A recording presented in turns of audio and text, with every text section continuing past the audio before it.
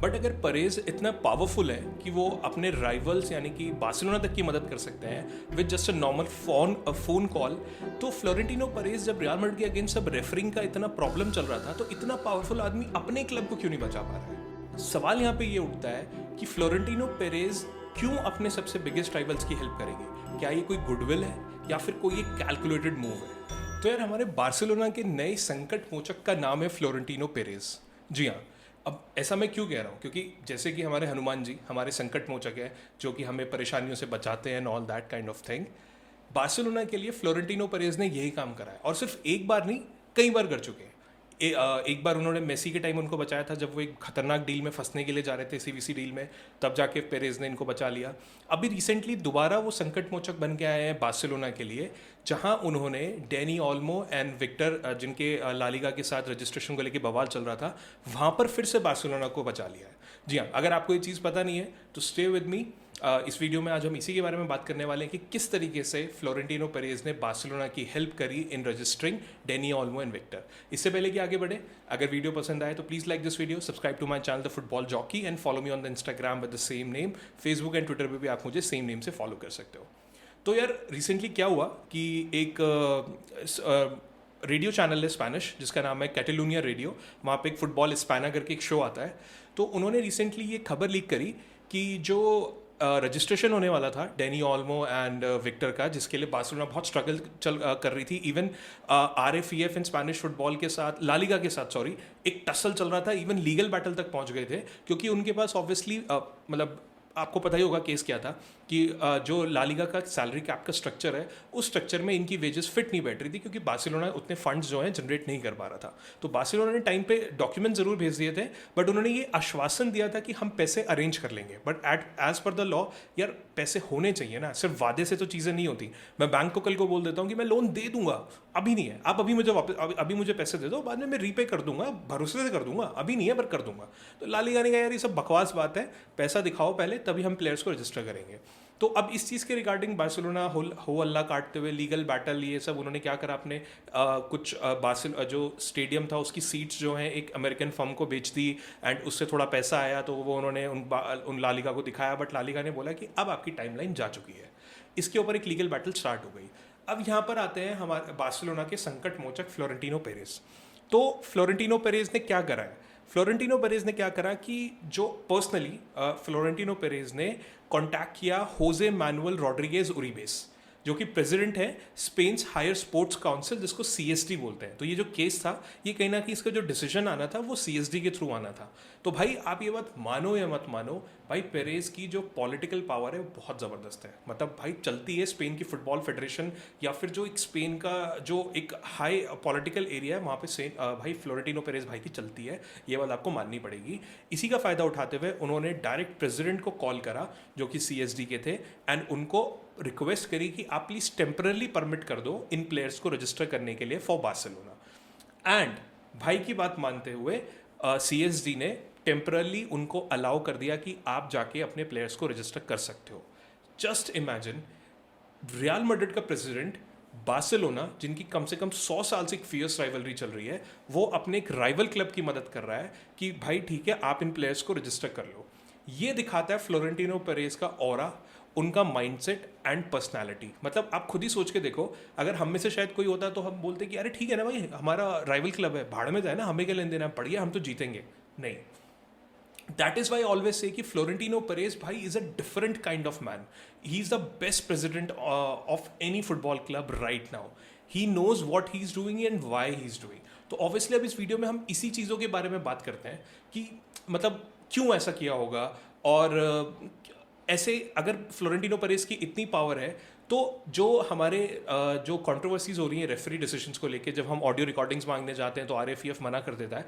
तो अगर इतना ऑरा है फ्लोरेंटिनो पेरेज का, तो वो रियल मैड्रिड की हेल्प क्यों नहीं कर पा रहा है इन सब चीज़ों में? एंड इसके साथ साथ क्या इस तरीके की जो इन्फ्लुएंस है, क्या वो लालिगा के लिए अच्छे हैं या नहीं है?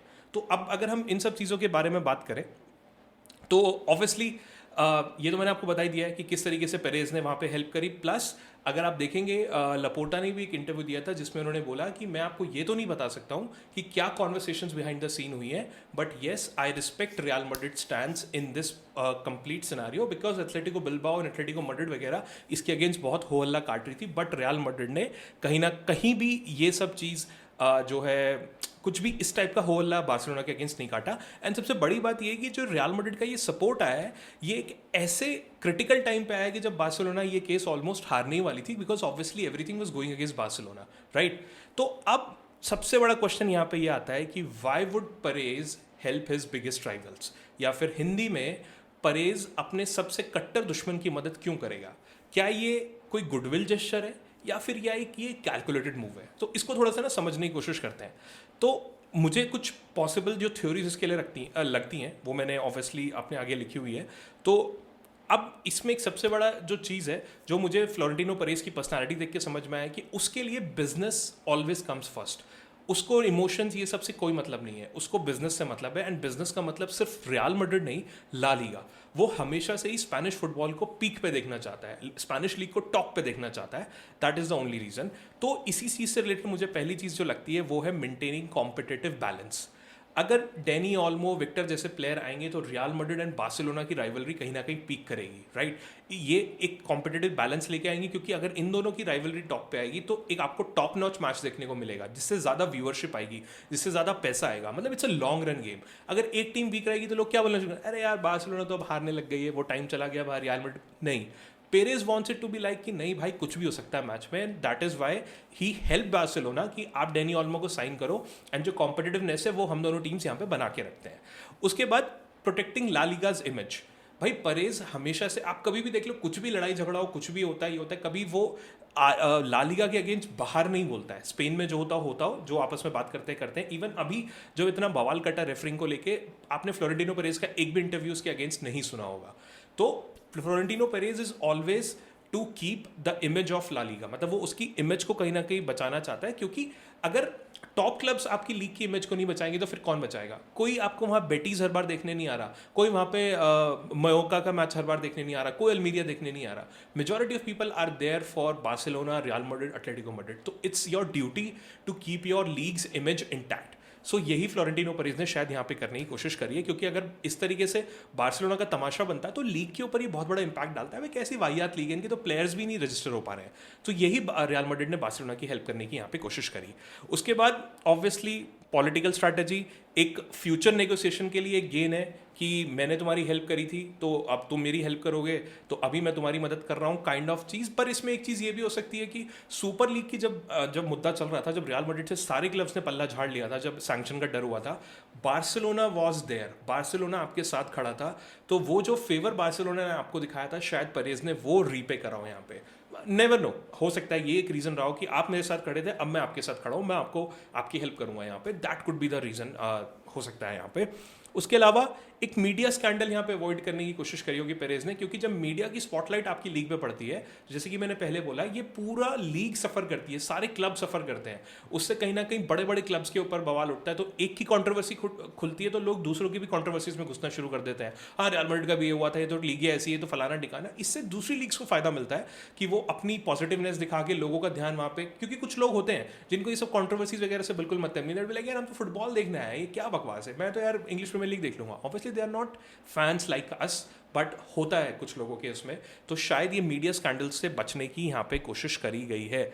और एक साइलेंट इन्फ्लुएंस, मतलब ये एक तरीके का एहसान जो मैं ऑलरेडी बता चुका हूँ, बट अगेन एक साइलेंट इन्फ्लुएंस होता है कि लॉन्ग टर्म इन्फ्लुएंस जो है स्पेनिश फुटबॉल में, ये दिखाने की कोशिश करी बार्सिलोना को कि यार ये चीज़ ध्यान रखना कि अगर हम तुम्हारे लिए ये करवा सकते हैं तो हमारा इन्फ्लुएंस यहाँ पे चलता है। तो मैं तो इसको काइंड ऑफ अ धमकी टाइप भी कहीं ना कहीं देख सकता हूँ कि हाँ, बाद में अगर कोई डिसीजंस होंगे तो आप प्लीज़ अगेंस्ट जाने की कोशिश मत करना हमारे खिलाफ, ठीक है। अब सबसे बड़ा क्वेश्चन आता है जो मैंने पहले बोला, अगर परेज के पास इतनी पावर है, इतनी भाई की चलती है, तो जो ये रियल मैड्रिड के अगेंस्ट जो चीज़ें होती हैं ला लीगा में, आरएफईएफ में, हेवियर टेबास जब देखो बकवास करता रहता है, तो पेरेज यहाँ पे क्यों रियल मैड्रिड की मदद नहीं कर देता है ना? मतलब ये तो सबके दिमाग में आ सकता है कि what if Perez is powerful enough, तो why can't he help his own club? अब इसके पीछे ना कुछ फैक्टर्स हैं जो आपको थोड़े समझने पड़ेंगे। अगेंस्ट मैंने अपनी अंडरस्टैंडिंग से कुछ फैक्टर्स लिखे हैं। पावर इन द शैडो, ठीक है, पब्लिकली आपको पावर दिखाने की जरूरत नहीं होती। तो इसका मतलब क्या हुआ कि परेज जो है ना साइलेंट नेगोशिएशन में भरोसा रखता है, पब्लिकली हल्ला काटने में भरोसा नहीं लगता जैसे बार्सिलोना वाले करते हैं।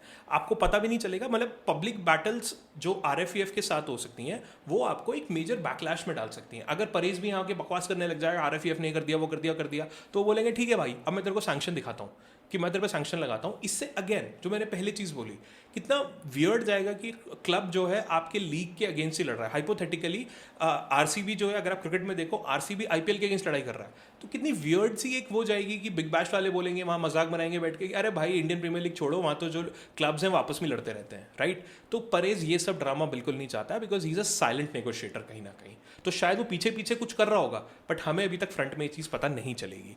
उसके बाद limited influence over RFEF. RFEF एक ऑटोनोमस बॉडी है। स्पेनिश फुटबॉल सीएसडी जो है is a complete different department, that's more like a politics.